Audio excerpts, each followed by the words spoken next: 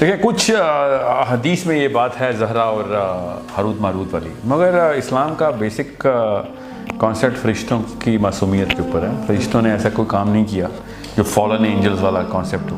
مگر اگر سمجھ لیں 2 منٹ کے لیے، as Muslims we don't believe کہ فرشتوں نے کوئی ایسی کوتاہی کی ہے. 1 منٹ کے لیے میں یہ اسیوم کروں کہ بائبل میں کچھ فرشتوں کی بات تھی بھی، تو اس سے ہمارا اسلامی طور پہ کوئی تعلق نہیں ہے. یہ میں آپ کو ایز اے ہسٹوریکل ریفرنس دے رہا ہوں. کیا پتہ اس وقت کی قوم نے ان ایلینز کو فرشتے مان لیا ہو اور کہتے ہیں فالن اینجل ہیں. ٹھیک ہے، جس طرح انوناکی کو وہ کہتے تھے خدا ہیں، اس طرح اس وقت کے لوگ کہتے ہیں فرشتے ہیں. تو یہ اسلامی طور پہ ہمیں ضرورت نہیں ہے. انسانوں میں بھی کچھ اللہ تعالیٰ کی بیٹیاں بنا لی تھی فرشتوں کو. یہ وہی قوم ہے بائی دا وے. ٹھیک ہے، انسانوں کی قوم ہے نا یہ، وہ غیر انسانی نہیں. یہ تو خیر کفار نے بنائی ہوئی تھی نا. میں یہ بتا رہا ہوں نا، یعنی فرشتوں کو ریلیٹ کیا ہوا تھا. انہوں نے بھی فرشتوں کو. تو فرشتوں کو کیوں ریلیٹ کیا ہوا تھا؟ کیونکہ وہ ایسی کوئی مخلوق تھی جو انسانی طور پہ تھی نہیں. سائز بڑے تھے، اڑتے پھرتے تھے، پورٹل کھلتی تھی، تو انہوں نے کہا فرشتے ہی. یہ بھی تو ہو سکتا ہے. سو ہمیں ایز مسلمس اس بارے میں یہ ضرورت نہیں بتانے کی کہ نہیں فرشتے ہی تھے، گون بیڈ ریبیلین کر کے آئے تھے. ہمیں ایز مسلمس نہیں تو ہمیں اس بارے میں بتانے کی ضرورت نہیں ہے، لیکن ہم یہ تو کہہ سکتے ہیں کہ فرشتے نہیں ہیں، کیونکہ ہمارا بلیف ہے کہ فرشتے معصوم ہیں. وہ فرشتے نہیں ہوں گے، وہ کوئی اور قوم ہے جن کے پاس یہ طاقت تھی. ہم انہیں فرشتے کیوں عزیز؟ بالکل بالکل. میں آپ کو یہ بتا رہا ہوں، وہ جس کو فرشتے کہتے ہیں نا، وہ ہمارے لیے فرشتے نہیں ہیں جی.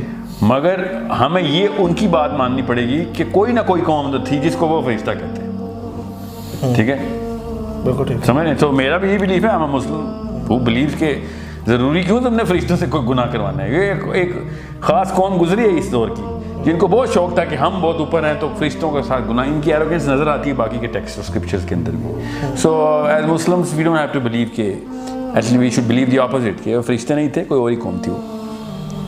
ٹھیک ہے. تو ہم نے حضرت ادریس کا آپ یہ بیسکلی بتا رہے تھے کہ میں نے آپ سے یہ سوال کیا تھا کہ ان کا پھر کنکلوژن کیا ہے. انہوں نے اپنی سارا نالج حضرت نوح کو سلیکٹ کر دیا، آپ نے یہاں تک بتا دیا. نہیں، انہوں نے حضرت نوح کو نہیں دیا. انہوں نے ایک لائبریری بنائی، کیونکہ قلم سے لکھنے والی یہ قرآن میں ہے، اس کو ہم نے قلم سے لکھنا سکھایا. یہ پہلا انسان جس کو اللہ فرشتوں کے تھرو قرآن قلم کے تھرو علم دے دیتے، لکھنا سکھا رہے تھے. علم تو حضرت آدم کے پاس بھی تھا. سو انہوں نے پھر ترتیب پوری کی علم کی. ظاہر ہے قلم کا مطلب ہے کہیں نہ کوئی تو کتابیں ترتیب ہو رہی تھیں یا کاغذ کے اوپر علم آ رہا تھا یا جس پہ بھی لکھ رہے تھے وہ. یہ بک آف ایناک بتاتی ہے کہ انہوں نے ایک لائبریری بنائی تھی. سمیرینز کہتے ہیں کہ وہ لائبریری گیزا پیرامڈ کے نیچے باٹم میں بنائی تھی اور باقاعدہ واٹر ٹائٹ کیا تھا اس کو، کیونکہ ان کو سیلاب کا پتہ تھا. انہوں نے جان کے ایسی جگہ پہ بنائی کہ جہاں پہ پانی نہ آ سکے. ٹھیک ہے، مطلب پانی اوپر سے تو گزرے گا، نیچے نہ آ سکے.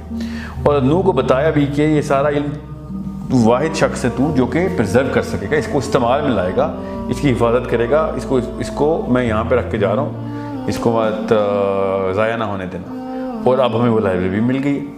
کتابیں اس میں نہیں ہیں، مگر گیزا کے نیچے پورا کا پورا علاقہ ہے جس میں پوری کی پوری شیلفز بنی ہوئی ہیں. پوری جو پیرامڈ کے نیچے پورا بیسمنٹ ہے، جو پیرامڈ چیمبر ایک نہیں چیمبر تو 2 ہیں، کوئنس چیمبر اور کنگس چیمبر پیرامڈ کے اندر ہے. کوئن چیمبر اوپر ہے سینٹر میں، کنگس چیمبر اس کی بیس میں. جو اس کے نیچے والی سٹوری ہے، اس زمین کے نیچے پورا کا پورا لائبریری کا یونٹ ہے. اور آئرونکلی وہی لائبریری کا یونٹ پاکستان کے سفنکس کے نیچے بھی ہے. سو اس کا مطلب ہے اسٹرکچر ہی ایسا ہوتا تھا. دیز کوڈ بی مانیومنٹل ڈسکوریز کہ ان کی جو آپس کی سملیرٹیز ہیں وہ اتنی زیادہ کیوں کہ نیچے ایسا پورا گھر کیوں تعمیر کرنا ہے آپ نے، بیسمنٹ کے کمرے کیوں بنائے آپ نے.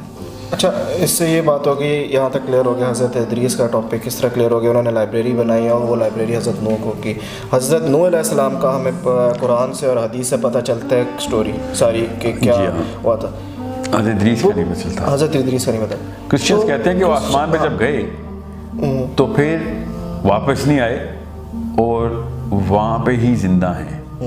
یہ بک آف ایناک بھی یہ کہہ رہی ہے. یہ ایتھیوپین کرسچن تو مانتے ہیں، مگر باقی کے کرسچن بھی یہی مانتے ہیں، ایون وہ بک آف ایناک کو ڈس اون کرتے ہیں.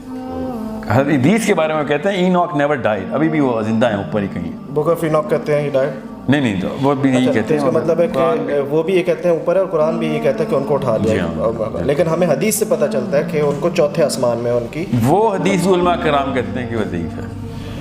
ٹھیک ہے، اس سے میں نہیں، لیکن یہ ہے کہ ایک بات، اچھا پھر اس کے بعد حضرت نوح علیہ السلام کی کیا سٹوری ہے جو قرآن کی story, side of the story تھوڑی سی بتا کے پھر بتائیں کہ جو گیپ ہے جو ادھر سے ہم سمجھ سکتے کہ یار وہ بات ادھر. دیکھیں جو اصلی چیز حضرت نوح کے دور کی سمجھنے والی وہ ہے کہ ان کی دور میں ایسا کیا چیز تھی جو کہ کیا ہمارے دور میں ایسی آ سکتی ہے دوبارہ. بائبل تو کہتی ہے کہ وہ ریپلیکا ہوگا وہ دور. تو ہاں ان کے دور میں جو ٹیکنالوجی کا لفظ میں بول رہا ہوں، جو پورٹلز اور جو انرجی کے اس دور کا جو علم تھا، جو جس کو اب ہم سائنس، اس دور کو ہم سائنس بولتے ہیں، جو بھی اس دور میں جس میں انہوں نے وہ والا علم بھی دجال کے طور پہ استعمال میں آئے گا. اس لیے نوح کو سمجھنا ضروری ہے. اور یہ بہت بڑی بات ہے، یہ چھوٹی بات نہیں ہے، بہت ہی بڑی بات ہے کہ سورہ کہف کا ذکر دجال کے دور میں ہو گیا. تو ہمیں یہ دیکھنا پڑے گا کہ اگر بائبل ٹھیک ہے تو دجال، سورہ کہف اور حضرت نوح کے بیچ میں ایسا کیا ٹرائنگل بنتا ہے.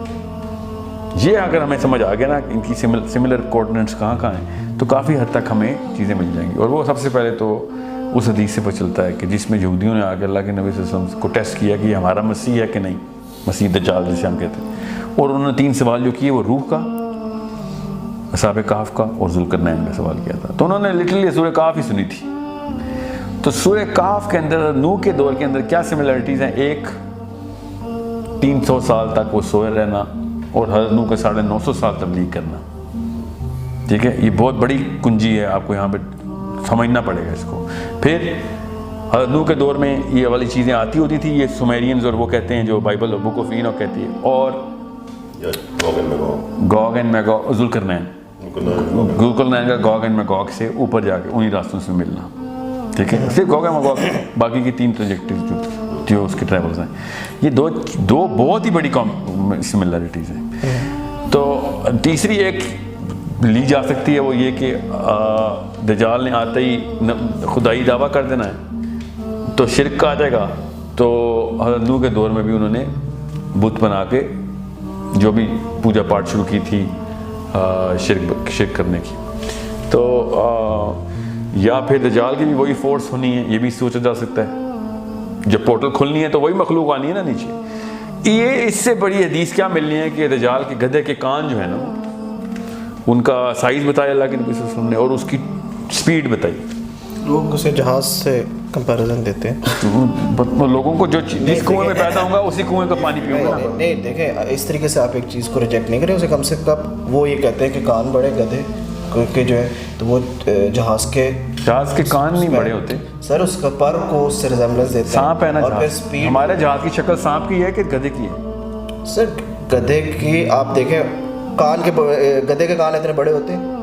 اگر میں یہ بتاتا نا آپ کو کہ قرآن میں نہیں ہے، اگر یہ واقعہ ہوتا اور میں بتاتا کہ حضرت صالح کی اونٹنی 50 گنا بڑی تھی ایک عام اونٹ سے اور پتھر پھاڑ کے آئی تھی، تو آپ دنیا میں کسی ایسی چیز کو کی مماثلت نکالتے، اس کو تشبیہ دینا اور اس کے اوپر فٹ کر دیتے. اب چونکہ قرآن نے کہہ دیا آپ اس کو ایز از مان رہے ہیں. جب حدیث کہتی ہے گدھا تو آپ اس کو ایز از کیوں نہیں مانتے؟ آپ کیا سمجھ رہے ہیں اصحاب جو